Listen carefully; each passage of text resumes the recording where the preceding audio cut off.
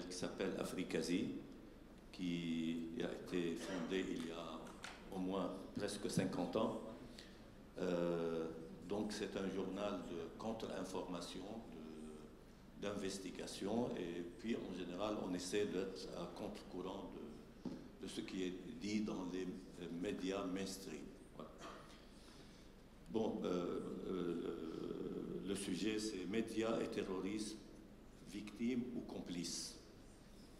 Parce que là, je suis tout à fait d'accord avec Haytham, avec le rôle de certains médias dans le printemps arabe, pour ne remonter qu'à ça, dans la propagande, et pourtant ce sont des médias financés, vraiment c'est les plus riches médias du monde arabe, et c'est eux, ce sont ces chaînes-là qui donnaient le là dans la communication, qui boycottaient des journalistes, qui favorisaient des journalistes, qui véhiculaient des idéologies. Si on appliquait les mêmes règles en France, je pense que la plupart des responsables de ces chaînes seraient en prison. Ça, c'est entre parenthèses. Bon, je pense que Haytham connaît bien ce sujet. Moi aussi, j'étais, par exemple, mis sur la liste des journalistes interdits de s'exprimer sur des chaînes de services publics qui sont financées par nos impôts, etc. Mais voilà, ça c'est un détail. Moi, je voudrais un peu parler des liaisons dangereuses entre les médias et le terrorisme. C'est un sujet très important qui, quand même, parce que nous, pour être crédibles, il faut qu'on se mette nous-mêmes en tant que journalistes en question. Donc, après la tempête du désert, nom attribué par George Bush à la guerre que les États-Unis et une trentaine de pays ont menée contre l'Irak pour libérer, entre guillemets, le Koweït des troupes irakiennes qui venaient de l'envahir et de l'annexer, Michel Colomb, un militant altermondialiste et surtout un journaliste d'investigation, avait publié un célèbre ouvrage sur les mensonges et les contre-vérités qui avaient précédé, accompagné et suivi cette guerre. Il s'agissait d'un manuel de contre-désinformation, de désinformation plutôt, qu'il avait intitulé « Attention, médias, des médias mensonges du Golfe, manuel anti-manipulation ». Si je rappelle cet ouvrage, j'ai participé un peu indirectement à l'alimenter un peu par certains éléments. C'est justement pour attirer l'attention de la responsabilité de certains médias lourds. Je ne mets pas en cause tous les médias. Dans la promotion des guerres injustifiées, productrices par excellence de terrorisme. Et ce n'est pas un hasard si la guerre du Golfe de 1991 a donné lieu à la publication de centaines d'ouvrages et de recherches, pour la majorité centrés non pas sur le déroulement militaire de la guerre, mais sur la guerre des médias, ou le rôle des médias, soit pour vendre cette guerre à l'opinion publique, soit pour lui cacher certains faits, soit enfin pour dissimuler ses vrais buts. Et ce n'est pas non plus par hasard que le terrorisme importé, entre guillemets, du Moyen-Orient, selon la formule galvaudée, a fait irruption sur le continent européen après la guerre de 6 juin 1967, où les médias occidentaux avaient pris fait et cause pour Israël, qui avait pourtant pris l'initiative de déclencher cette guerre. Et ce n'est pas non plus par hasard si, à la suite de chaque conflit majeur, la guerre Iran-Irak de 1980 à 1988, la tempête du désert de 1991, le barbare embargo imposé à l'Irak, État et société, les multiples guerres israéliennes contre Gaza et le Liban, et aujourd'hui, depuis bientôt 4 ans, la série des printemps arabes, qu'on a pu constater une résurgence du terrorisme en Occident. France, 11 septembre, carnage contre les journalistes de Charlie Hebdo, et tout récemment, des actes terroristes qui viennent de frapper le Danemark. Et hier encore, on a vu le carnage horrible perpétré par Daesh en Libye contre 21 citoyens immigrés coptes, égyptiens coptes en Libye. Les idées dominantes sont les idées des classes dominantes, écrivait Jean-Paul Sartre. On pourrait aisément paraphraser ce jugement en disant que les médias dominants ou si vous préférez un terme plus à la mode, les médias mainstream, sont les médias des pouvoirs dominants. La tempête du désert a donné lieu à l'apparition d'un nouveau journalisme, le journalisme embarqué, c'est-à-dire un journalisme en uniforme, donc forcément uniformisé. La frontière entre propagande de guerre et information tend, hélas, à s'effacer. C'en est ainsi fini de la définition de la mission des médias comme contre-pouvoir ou quatrième pouvoir. Ils font désormais, avec la société de spectacle que nous subissons, partie intégrante des pouvoirs établis, tous les pouvoirs, politiques, juridiques, législatifs et économiques. Mais quel rapport entre les médias et le terrorisme dans tout cela? Théoriquement, aucun rapport. Les médias dominants étant ou devant être en première ligne du combat pour stigmatiser et dénoncer le terrorisme. Ça, c'est leur rôle, leur mission. Hélas, ce n'est plus aujourd'hui toujours le cas, étant donné la fusion organique entre ces médias et les pouvoirs, avec c'est-à-dire les pouvoirs qui font des guerres, avec toute la confusion, voire le discrédit que cela génère au niveau de l'exercice d'une vie démocratique digne de ce nom, seul capable de rendre le discours des terroristes inaudible. Je m'explique. Le fondement de toute démocratie moderne, tel que nous l'a légué Montesquieu dans son ouvrage de l'esprit des lois, est la séparation des pouvoirs. C'est le principe énoncé dans toutes les constitutions des grandes démocraties occidentales. Ce principe n'est plus respecté dans la pratique.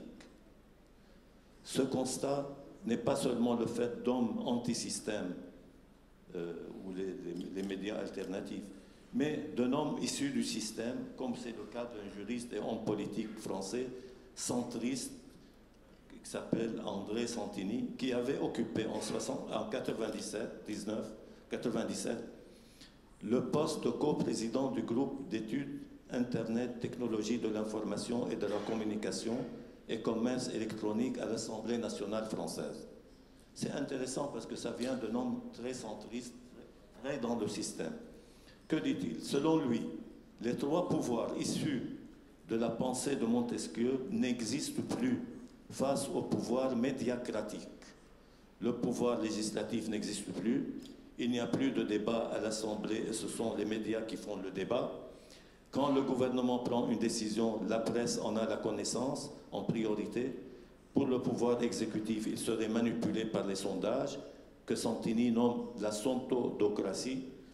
Au niveau de l'autorité judiciaire, la presse l'exerce notamment avec la presse d'investigation, pendant longtemps le canard enchaîné. Les juges d'instruction vivent en symbiose avec les journalistes. Les investigations des journalistes deviennent jugements. Ainsi, pour André Santini, il n'y a pas de quatrième pouvoir, mais les médias ont le pouvoir. Je termine la citation. Si l'on ajoute à cette dérive les liens entre les médias et l'argent, que Leslie vient de citer, il y a de gros soucis à se faire au niveau du bon fonctionnement de la démocratie. Surtout quand on part du principe que ce sont toujours les payeurs qui sont les décideurs. Certes, il ne faut pas généraliser, car avec l'irruption des médias alternatifs, réseaux sociaux, Internet, etc., l'information et la contre-information est, jusqu'à nouvel ordre, disponible pour tous ceux qui veulent vraiment s'informer et participer à la vie de la cité.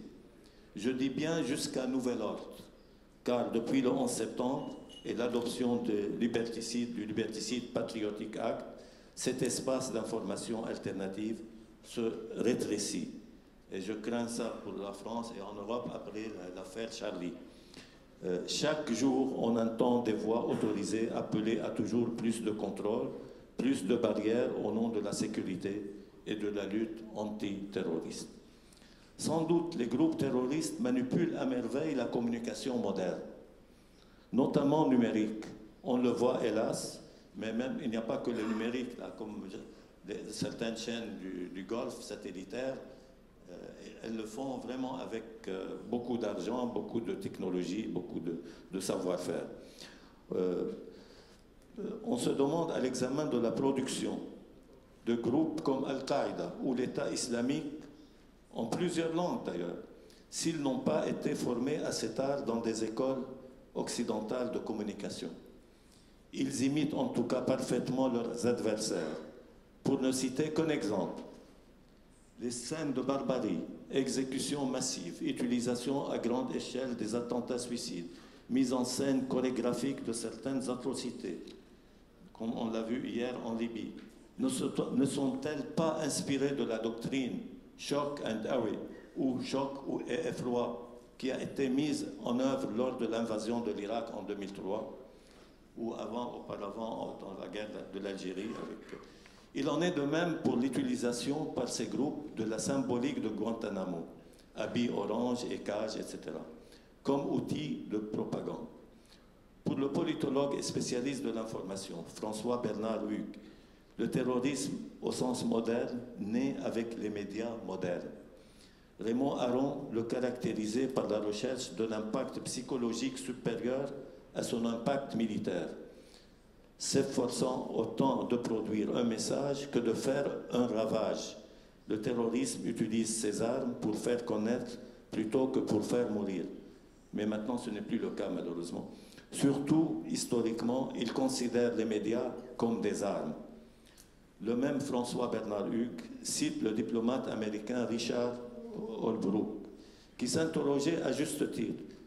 Comment se fait-il, et je cite, qu'un type dans une caverne puisse gagner la bataille de la communication contre la première société de l'information au monde? Le type en question, selon François Hugues, s'est fait metteur en scène de l'événement le plus filmé de l'histoire, le 11 septembre. Il est vedette d'un feuilleton où ses cassettes scandent ses réapparitions sporadiques. Son visage est reproduit à un nombre d'exemplaires que seuls surpassent les icônes de Che Guevara. Bref, Oussama Ben Laden apparaît à beaucoup comme un grand communicateur capable d'employer contre l'Occident l'instrument sur lequel celui-ci comptait pour séduire le reste du monde, ses écrans. Je ne vais pas m'étendre sur les techniques de l'utilisation des médias, particulièrement Internet, par le terrorisme. C'est un sujet inépuisable. En s'adressant à une société de spectacle, quoi de plus efficace et normal que de produire des effets spectaculaires, attentats spectaculaires, carnage, prise d'otages, que cette société, par médias interposés, répercute, assurant une publicité certaine au message des terroristes.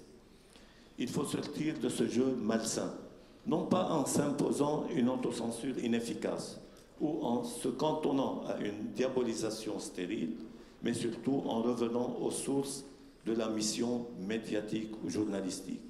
Informer, expliquer, s'adressant à l'intelligence du récepteur du message et non à ses instincts. Bref, sortir de la conformité avec le discours officiel pour reprendre sa mission première de contre-pouvoir, reprendre sa liberté et son indépendance. Hélas, on n'en est plus là. La complicité malsaine entre terrorisme et médias a encore un bel avenir devant elle. Je vous remercie.